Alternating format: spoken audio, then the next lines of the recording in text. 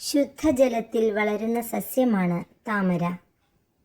നെലുംബോ nucifera എന്നാണ് താമരയുടെ ശാസ്ത്രനാമം. ജലനിരപ്പിൽ നിന്ന് ഉയർന്നു വിരിയുന്ന മനോഹരമായ വലിയ പൂക്കളാണ് താമരയ്ക്കുള്ളത്. ഇന്ത്യയുടെ ദേശീയ പുഷ്പവും താമരയാണ്. താമരയുടെ ശരിയായ വളർച്ചയ്ക്ക് നല്ല സൂര്യപ്രകാശം ആവശ്യമാണ്. സാധാരണയായി ഇളം റോസ്, വെള്ള, ഇളം ചുവപ്പ് തുടങ്ങിയ നിറങ്ങളിലാണ് താമര കാണാറുള്ളത്.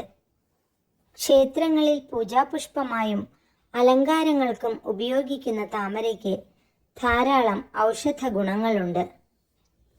താമരയുടെ തണ്ടിനെ താമര വളയമെന്നും അതിനകത്തുള്ള നൂലിനെ താമര നൂലെന്നും പറയുന്നു.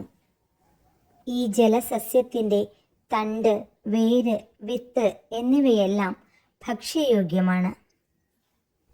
പങ്കജം, നളിനം, അരവിന്ദം, കമലം തുടങ്ങി അനേകം പേരുകളുള്ള താമരയുടെ സൗന്ദര്യം ധാരാളം കവികൾ വാഴ്ത്തിയിട്ടുണ്ട്.